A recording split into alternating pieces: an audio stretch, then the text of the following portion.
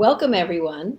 I'm Robin Stern. I'm delighted to be with you today and to introduce my colleague and friend, Dr. Roy Herbst. Just to introduce myself briefly first, I'm the co-founder and associate director of the Yale Center for Emotional Intelligence and a co-founder of OG Life Lab with Matt and Andrea and Mark. And so excited that we are here together at this second conference. And today I have the real pleasure of introducing Roy Herbst, who's the Ensign Professor of Medicine. I have so many credentials, I have to read them, Roy. Chief of Medical Oncology, Director of Thoracic Oncology Research, Associate Director for Translational Research at the Yale Cancer Center and the Yale School of Medicine. Roy is a visionary leader and internationally recognized scholar and expert in lung cancer research and treatment. And I met Roy 7 years ago when he was looking for help to bring a more positive climate and kinder communication to his group of physician leaders. I suggested that change starts at the top. And that if you, Roy, do you remember this time, that if you were willing to look at your own skill development and engage in coaching, engage in working on yourself, that you would be that role model, that incredible leader, that transparent leader for your group, and really engage other people on the same path. And so you said yes to that. And that was just terrific. So that started our relationship and your work in emotional intelligence for yourself and with your group. And I'll let you take it from here for a while. Thanks, Robin. We just need to put them into a slideshow, I think. It's just wonderful to be here. And, the thought, physician, heal thyself, that comes, from biblical times, but certainly the goal for all of us is, how can we do better? I lead a large department here at Yale, focused on cancer research. We're bringing new drugs from the lab to the clinic. We have many interactions with teams of nurses and social workers and people who provide pain relief and hospice care to patients. So we want to really be functioning at our best capacity. And when I met Robin, I realized that, I learned many things in medical school, but one thing that they don't teach us as physicians is how do you understand your feelings and work with each other and really, try to have the best team you can possibly have. So, I met Robin and I said, why don't we do some work with our department? And she was very willing to do that. And we met Mark a bit later. And let me tell you a little bit about what we did. And then Robin and I will talk a little bit about our experience. So the next slide, please. So, I learned about, the roller coaster of emotions, and you've probably seen this if you've heard Rob and Mark and their team talk, but that really is the case, when you're working as a caregiver. There are ups and downs, you're dealing with very sick people. The last several years we've been doing that in an environment where everyone's been worried about their own health, their family's health. So it really is something where you have to understand, how do you feel? And how do we all work together? Because, tensions can run high. And I have a big team. I have about 100 doctors. And, we did this initial program with our leaders, hoping that if myself and our leaders, better understood, the day-to-day interactions and our feelings, hopefully we could then all, provide a better support for each other. The ultimate goal to have better care for patients with cancer. Next slide, please. So, we know that emotions matter, and this is one of the things we learned as we started some of our group sessions with Robin, and we did this through retreats. One thing that I feel is important is when you have a large group, 15 different sites across Connecticut, get together, on multiple occasions and think and interact. And one of the things we always did was work with the Yale School of Emotional Intelligence each year to help us. And, we learned that we need to focus and have attention. We need emotions for our decision making, for our relationships and interactions with each other. As I said, a big team, lots of complexity, always being stressed. We have to take care of our own health and well-being. We can't support others unless we're strong and healthy. And then every day is a negotiation, is a complexity. And this was all something that we discussed at our retreats. And then we started some sessions with the team. Next slide, please. So then, of course, I'm sure many of you, on this call know about the ruler, but we did it. And we learned a bit about how to recognize our emotions. And by the way, we've done this just recently with our entire department, across all specialties and with the nurses, doctors, social workers. And these are great exercises and ways to just bring a team together, especially when you can't be together in person during these difficult times. So we learned how to recognize our emotions and understand them, label them, and then, of course, express them, in a regulated way. So I really feel very fortunate we did this program. We're continuing to do it, and it really has helped us to be a better group of physicians and leaders for our team. Next slide, please.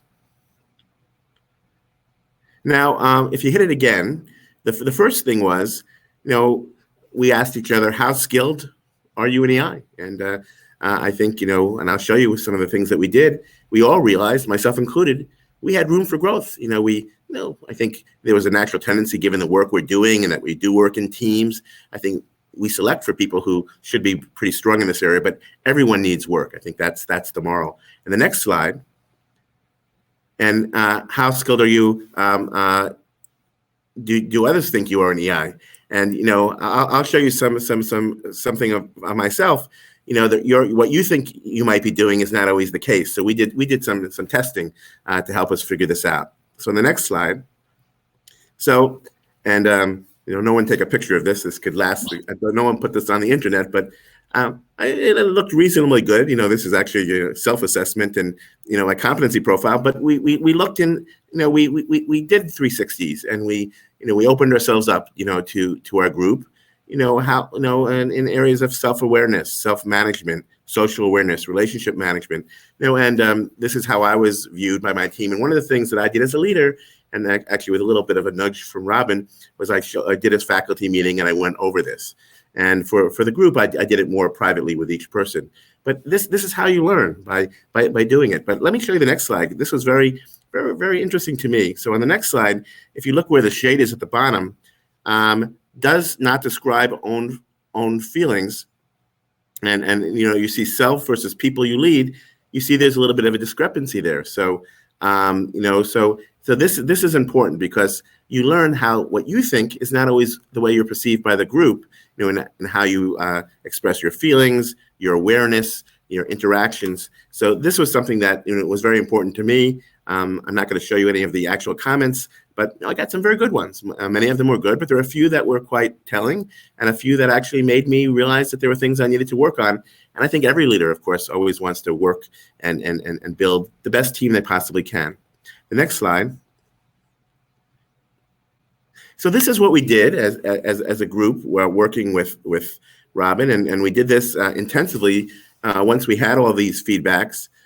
We had a program where we provided education to the leadership team on the importance of emotions in the workplace, and we learned emotional intelligence skills, and we'll talk more about that in a moment. We provided individual assessments in emotional intelligence to the medical oncology leadership team. Then we reviewed these results with myself and Robin. A lot of meetings, but well worth it. In fact, sometimes, even just last week, one of my leaders asked me, do you have those old reviews? Because she was writing something up and she wanted to get a sense for where she stood. We openly reviewed my assessment as a model for using feedback to establish a plan and action. We encouraged every leader to create a personal action plan to take advantage of his or her new knowledge. We provided individual coaching. We still have some of that, skill development for individuals who express a need or desire for deeper learning.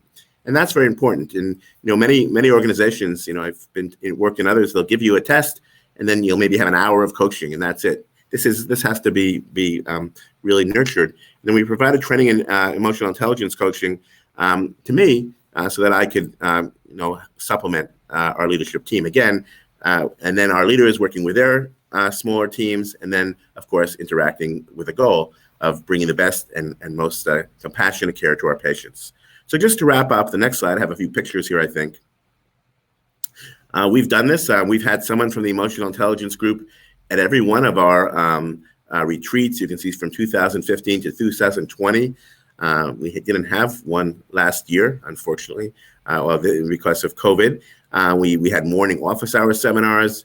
We've had listening seminars. Mark and Robin, you can see there, did a series of 6 webinars with the entire Yale Cancer Center on emotional intelligence. And again, some of the best experiences were the little breakout groups where I'd meet with 3 or 4 people, maybe someone from Greenwich, 30 miles away, or a social worker from Hartford, 25, 30 miles away. This is the way we built a trust and engagement.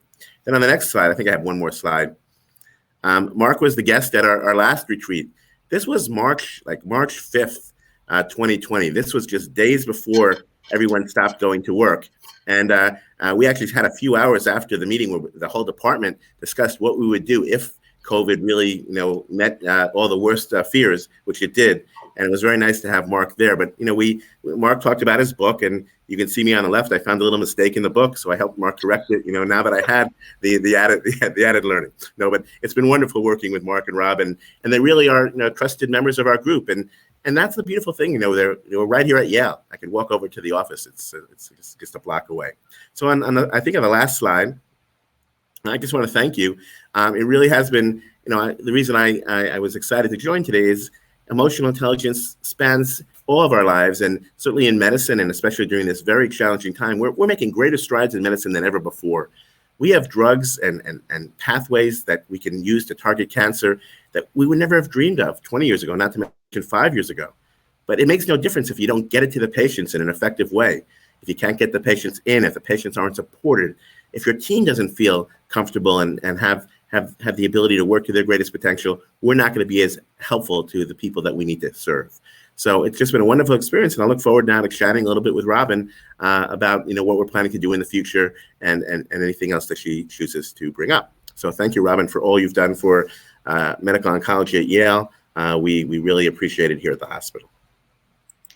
Thank you, Roy. And there are a number of comments in the chat room about people appreciating your vulnerability, and that this is a marker of transformational leadership. And so I'll continue. I'll ask you some questions just about your work and your team's work before I take a step back and just ask you about medical training in general and the role of emotional intelligence and emotions, or what it could be, and what we could do together. When you look back at the work that you did a number of years ago, what about your own learning stayed with you? What did you take away from that you see showing up for you every day in your work with people? Because I know it to be true that it does show up every day. Well, I lead many people, and everyone's different, and I guess everyone beats to a little bit of a different clock and what causes them to tick and interact. So I think through this, I've learned to sort of step back a little bit and think, what might this person be feeling, and what are the stressors, and where are they coming from in any interaction? And I've always, it's just been my way always, but I've learned to always think, as I reacted to their situation, in a little bit more sensitive and collaborative way, because again, realizing that they might be in a certain feeling state that day, and I have to be cognizant of that. And this has been with the whole team. It's with our doctors. It's with our administrative staff. I work with so many people during the course of the day. So it's just understanding, and then of course understanding how I'm feeling. That could have an effect on how I interact that day. So it's just sizing up the situation. And again, I have, if you open up the cover of the book, you have the mood meter, and you can sort of get a sense. And while you don't need that on a daily basis, it does help, actually.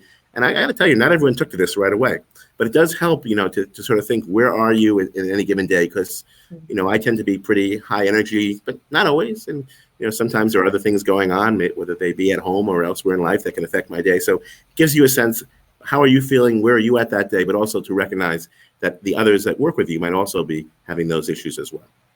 Yeah. So thank you for that. So remember when we began to work with your group, there were some people who were like, yes, this makes sense. And other people, I don't want to talk about my feelings. What do you think was the real barrier for people just embracing the work in the way that you did from the beginning? Well, it is incredible, isn't it? Because when we started, not everyone was on board. But I think, through the retreats, and, retreats are a great way to do this, because you spend time, a group that's running all over the place at different sites. And, I think you were at the table with me where we gave the mood meter to someone, and he just put some sarcastic comments on it and sent it back. Turned out 2 years later, he was the most engaged in the whole process. Mhm. In fact, he's left now because he was looking now for a better quality of life someplace else where he could work less, but because he became so in tune with his feelings. But it was wonderful to see that people actually, a lot of people, they're busy, they don't want, we've all been to a meeting where you don't really want to be there, you come in, but then people started to realize that this was just a way for us to interact and talk more, to trust each other, to help each other. And not everyone, but I'd say 80 to 90% of the group really felt that these methods were helpful. And what we did, Robin, of course, was we used this as a strategy session. So we got together, and when we built the team, we started to build a strategy. How can we improve patient operations? How can we provide a better patient experience? How can we, physician well-being? I got to tell you, this is an incredibly difficult time to be a physician with electronic medical records. The amount of paperwork that a physician has to do. I think many of you on the phone, on the call, probably know this. Does your doctor even look at you when you're in the office because he or she's typing into a computer? That's a lot of. So the stresses are so high. But I think many came together. We still have a few that who would actually. Many people will say that they don't take to it, but they're secretly probably reading the book and doing it on their own. But I think, again, people felt more comfortable that they could be more vulnerable. I guess it is that, just to express how they're feeling. And I think we have a much stronger team. And it's been evidenced because that March 5th, when we sat there, and I remember we must have been up till 11:30 at a nice waterside hotel, about 20 miles here from Yale. You would have thought the world was going to fall. And, we were thinking about all the ways we were going to communicate and back each other up. And it did happen. We had 500 people in this hospital with COVID. I'm in the hospital now. But, we pulled together. And I never saw people in the team, help each other more. It's beginning to fade a little bit, unfortunately. But really, the team really came together. And I think part of it was that we had done some of this work over the last 4 or 5 years before it. Yeah. There's a question in the chat room asking you to comment on how you helped people to get on board with this work. Like, what did you say to people that was helpful? Well, part of it was, even before we started this, I've been here at Yale now for 10 years, and I've put a lot of effort and time into building relationships with my team members and, holding faculty meetings. Getting to know people, even outside the office, and just so we already had sort of a cohesiveness. But I think that again, people want to do the best. I have a selected group here. I have people who all are MD, PhDs. They DOs. They all want to really work and help people with cancer. So they have that drive inherently. And the problem is they have 3 or 4 things pulling at them: research, clinical care, writing grants.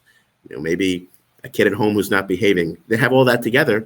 So when we brought this in, and we didn't do it every week, but once a month, and we did a session and we had a talk, people seemed to actually enjoy it. I think they appreciated the help and the input, and I think with time, everyone wants to improve and self-improve. And then I had converts actually.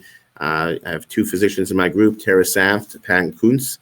They love the idea of doing this. In fact, they've tripled the size of what we do right now. We had a retreat, Robin and I, for our female faculty. So there are a lot of issues going on, and since George Floyd and women in medicine, and there are a lot of micro and even macroaggressions that occur. So we've used these as ways to really improve our climate, and we actually just had a wonderful retreat a couple of months ago in the country, where Robin and Mark were there to actually work with our female faculty. And I was there just for the beginning, and then I left. So I don't know what you did, Robin, but everyone says it was a wonderful day. So these are the types of things we need more of.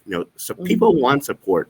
People are feeling vulnerable and tired and burned out, but they all have that drive because they want to help as many people as they can. So I think it's all a win-win. Yeah, thank you. When you think about your own training in medicine, what were you told the role of emotions could play? Well, I actually, I'm not the youngest doctor in the group, but not the oldest one either. When I trained in New York at Cornell, New York Hospital, when they still had the Payne Whitney Clinic there, right now the hospital sits there right along the water. And actually, just when I was starting, they started to train physicians to see patients and interact a little earlier in their care. It used to be you didn't see a patient for 2 or 3 years, and we started with actually psychology and psychiatry, actually. So I feel very lucky. So we did start to think a little bit about just how to do an interview, and I still remember working in the clinic with and doing some interviews and just talking to patients and understanding their emotions, and then of course we would try to review how were we feeling by that. But it was just a couple of weeks, and then we went right into biochemistry, chemistry, and molecular biology, and then we didn't get to the clinic again for 2 years. And I think certainly, interacting, some of the tools that we're talking about here really weren't part of the day-to-day culture. Now I think more and more there, 2 of my faculty work in a communication workshop that Yale Medical School has in year 1. So I think there's even much more focus on that right now. But I was fortunate; I was sort of in the middle. But these are the types of things where we do learn how to eventually work with patients and deal with a crisis and deal with intensive care and with longitudinal follow-up of patients. But the interactions, I think, certainly there could be a lot more of, and we're lucky here at Yale, with your work and Child Studies Center and all the programs that does become more prevalent throughout the medical education. Yeah, and so when I entered your group, I remember it was not a new idea for doctors to think about their patients' feelings, and they were, most of them on board, well, all of them on board with that, but to think about their own feelings and what the impact their feelings were having on other people, that was really a new thought and a new concept. Well, and so what's your plan, and what can we do to grow this work in your center, in your units, among your doctors? Right, it is so important, as you say, because and a physician with feelings, you can't have an outburst as a physician. It's just not professional, and or you have to, you're leading large groups, you're on the floor, you're not in private. So people have to learn to understand their emotions and to channel them and to work together. So the types of things I think we're talking about now are continued skill development to leaders. And I know we're doing some of that. We want to empower, some small groups with individual coaching. And I think we're doing some of that. And then also, you and I have talked about some hospital initiatives to really focus on emotional intelligence, around the hospital, on the floors, in the clinics, in the different areas where we all work, and really to just continue the skill development and the interaction. You've had some other suggestions too, I think.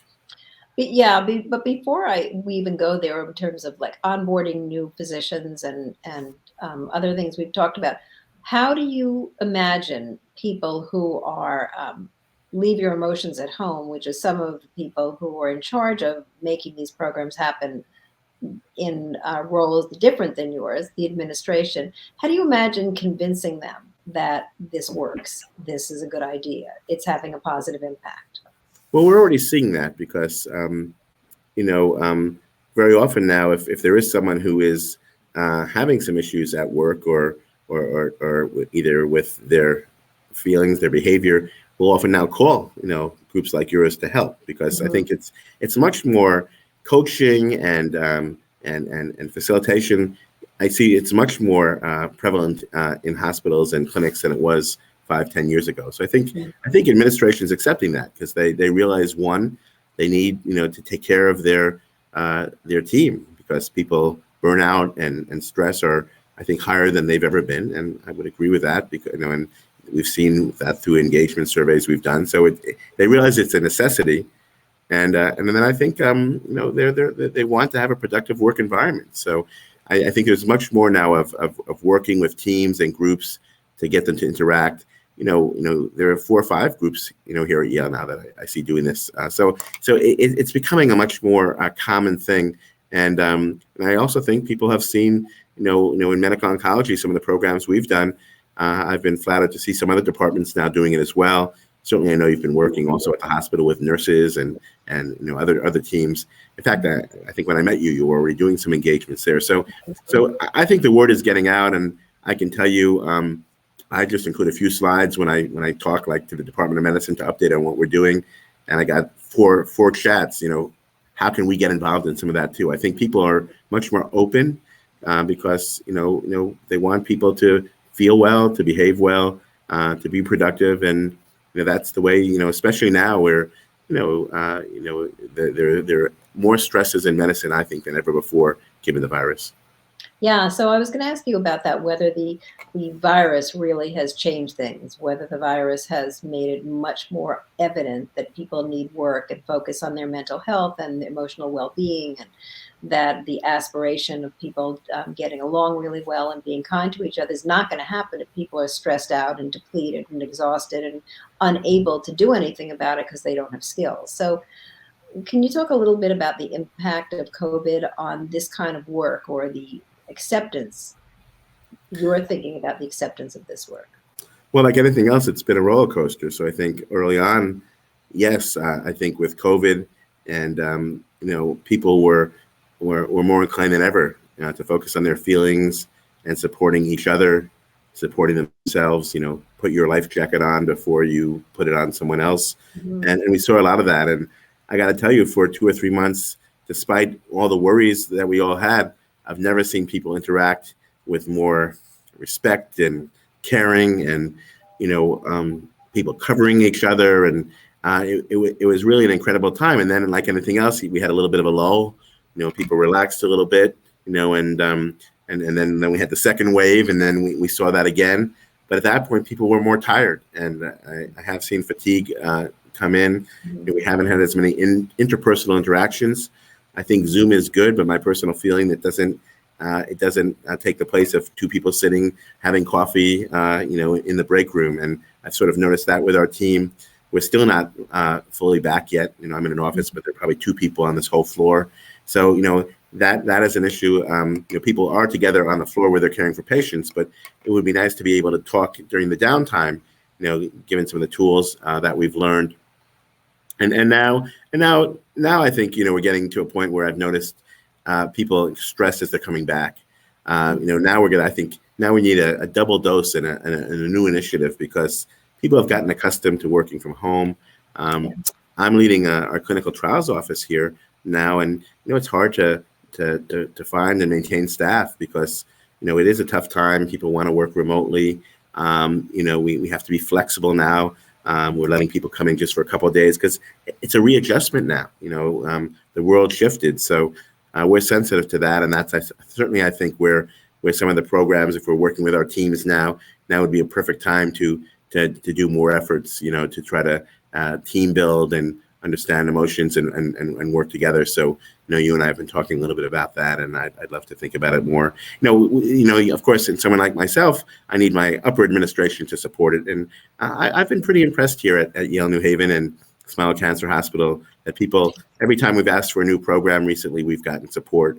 And maybe now's the time after this conference. I'll send them a tweet from this conference, and maybe we can even expand the program. We've trained leaders, but I think this should be available.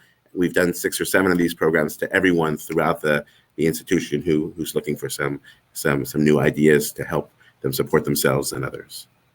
So what do you think it would look like to be able to really do this in a systemic way throughout the hospital, where everybody would be engaged? Would it be OG Life Lab in every computer? Would it be small groups? What's your vision of what it would look like, and what's your vision of the outcome of that kind of work? Well, I think you start large and then you have to dive in. As we talked about, not everyone will want to engage. Look, we put out, we did our 5-6 programs. We opened it up, and we got a couple hundred the first time, and it got a little bit less and less. And it doesn't help if you do it on like a Tuesday after July 4th or something like that. But I think I think it would take a little bit of energy to sort of pull things together. But I'd start big, a couple of town halls, a couple of programs just to introduce the concept. and then offer some flexible times and some. Now with Zoom, I think we could do some Zoom groups. It'd be great to every once in a while get the group together. But I was amazed, Robin, when we did those programs just a few months ago. You and Mark, how many people called me up. Can I be part of it? So I started doing this just with physicians, and we opened it up cancer center wide, and we had people who delivered food do it. We have people who are involved in transportation. We had people from nursing and social work. It's a commonality. Everyone's here for a common goal, to care for patients. So I see it as great team building exercise. And then of course those who want more, I'm trying to offer support as best I can to anyone who asks for it. Many people now, when they apply for jobs here, and they want training, whether it be in EI or leadership development. You can't have leadership without EI, right? That's my sense of things. So Right. So we got to start with this. So I think there's a lot of things that we can still do, and I hope that we'll do. And I certainly know where your office is, and I have more copies of Mark's book that I know what to do with. We bought the book for our entire department, and it's great. So I still have a few extra in my office, but it's great. I think it's, and I got to tell you, I have a child in middle and high school. The schools all know about your work, and that's very nice as well. I think it's very nice that we're really sort of bringing people together using these tools. And we're all human. We all have emotions, and we have them all day, every day. And so the more we can learn about them, the more we are in control of our emotions rather than our emotions being in control of us. So I have a question that I was thinking about a lot over the last day, anticipating our talk. And I know we're a little back and forth everywhere, whether it's personal and hospital-wide, but I wondered, when I came to work with you, and I sometimes wonder now when I hear resistance from a physician or from a nurse in a leadership position, whether there's something inherent in the training of medical professionals, especially professionals who get to a place of great authority or leadership or power, that they should know everything. They should be able to do it themselves. They shouldn't need this additional training and emotions. That is an additional barrier to adapting the work. What do you think about that? Yeah, arrogance is never a good thing. And, I think, people should always be open to learning more, to improving themselves. Look at, that's my daily life here. If I was comfortable with where we were with cancer research, I wouldn't be good for my job. We've got to constantly raise the bar there. We've got to constantly raise the bar on the patient experience. It's always got to be better on diversity and community outreach.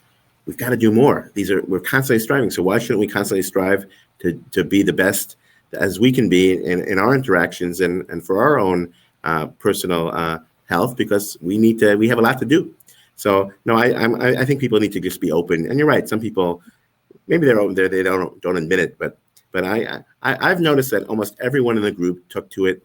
Even there's one individual, I'm sure we're thinking of the same person, who was always very, very kept us at a distance. But you know what? He's asked for some more now. So I think people realize how important this is, and bringing teams together to function and care for each other and care for patients. That's what medical care is all about. That's why, as physicians, we went into this field. Well, and to the people in your group are watching you, and they're learning from you, and your enthusiasm and your commitment is contagious. Well, thanks. I have a lot to learn myself, and I have my good and bad days, and we have many challenges. But as a leader, you have to lead, and you have to support people, and then know who you can turn to for help if you need it. So another personal question: what can you share with us a moment where the work that you did on yourself really showed up for you, where you were facing a situation and you turned to yourself and thought, what am I feeling? I need to be my best self right now. And can you share that kind of a moment with us? On national TV here, huh? No, I would say, one of the biggest challenges I've had recently is I was asked, on a day's notice to take over a large department here, our clinical trials group here at Yale, because a friend who was doing it actually became ill. And, you know, I'm busy as anyone else, but, I was asked by, the top people at Yale to do it. So I agreed. And I had a whole series of emotions there. There's a lot of work. There were already a lot of problems, and there was a lot of people that were concerned, not happy. It's a most difficult time. It's like getting on a plane, when it was already at 10,000 feet, trying to bring it up.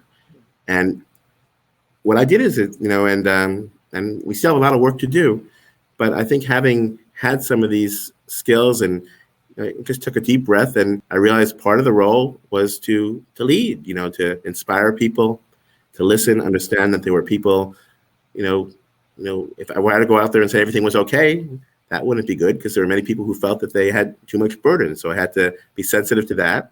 But I also had to manage that, to the outside world and to the patients, we had a job to do. So it really was, just listening. So spending a week or two listening and learning. And I think some of the things that we talked about, understanding the ruler, understanding how people were feeling, allowed me to better, help that group stabilize. And now we're hiring and we're building things back up. So I would say that, understanding how you're feeling, keeping yourself, strong and keeping yourself, understanding, how your words and your expressions will affect a group was something that certainly helped me. And I think that, these are the types of things that a leader needs to have, because you can never stop. The hospital never closes. The infusion room is always open. So how to work through difficult times and stress and keep a team functioning, I'm still learning. I learn every day, and I look to bring people in to help all the time. Yeah, thank you. Thank you for your ongoing vulnerability during the session and just being willing to share. So during COVID, I know we've talked in the past about the concept of emotion labor, where you have to put on one face that may not be necessarily reflective of what you're feeling on the inside. And during COVID, there must have been many times where you had to put on a good face for your staff or your physicians, when it might have been scary for you as well. And I wonder if you can talk a little bit about that, how you managed that and what that was like. And it must be the same for, I can imagine, for all of your physician leaders, anyone in a position right now of leadership. How do you deal with that? Well, we were learning, this was a virus no one ever heard about, a couple of years ago. And we're very data driven. So one of the things we did at the hospital was I was part of a large team that would meet at one point almost every morning for updates, discussing, how to manage. We had to manage staff, make sure we had enough staff. We had to manage beds. We had to learn how to treat the virus. We had to, and I'm sure as you remember early on, we had no idea, what we were dealing with. And sure, I was worried myself. I was on service. I had to go on the floor and see patients. There weren't enough masks. And then when we had enough masks, we had to figure out how were we going to reuse the masks. We used to put the mask in a bag overnight, because that was the way that you could use it the next day. Which mask could you use? Do you need face shields? So these are all things where, as one of the leaders here, in my group, I was worried myself. I'd see some of the numbers, and it was shocking. But we met. The way I dealt with this was to meet with my team more frequently. We started, as I showed on my slide, these morning office hours, where what we would do is we would do two things. We'd bring in a speaker with some knowledge. We'd bring our dean in, or we'd bring our president of the hospital. We brought a physician who wrote a book on epidemics, and we brought in wellness experts. I think you did one of them. So we did that for the first half an hour, but then we spent a half an hour just talking and listening.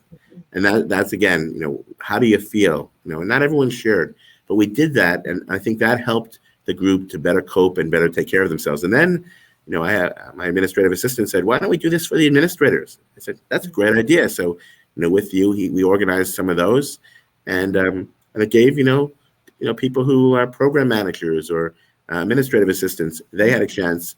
And I was actually shocked, and actually pleasantly surprised by how open people were. Some people, there are some people, they don't show their face on the Zoom, but more and more people opened up. And then I realized for some of the staff, they didn't have cameras, so we bought them all cameras because we realized we'd have to communicate. So I've seen this evolve, and again, communication is so critical. Understanding, listening, understanding where people are at to get through a crisis. And we're not out of this yet. Who knows what's going to happen? We're in the next few months. We're hoping to get. We're beginning to get back together a little bit more, which is wonderful. But everyone's still a little bit cautious. If I were to have a party at my house, half would come, half wouldn't. At this point, so we're still evolving, and that's another thing. You have to be sensitive to people's emotions and concerns on the team, as and respect that. So I think that's another thing that we learned through this. To understand how people are feeling, understand the vibes we're giving out, and how to respect each other. So I'm a student. I still have a lot to learn, Robin, but we're very grateful to all that you've done to help my group, and hopefully we'll do more. Well, thank you, Roy. I think this is kind of a perfect place to close because it's full circle with even what Niobe was saying earlier about the power of connection, right? So you are using the power of connection in your group as a pathway to healing.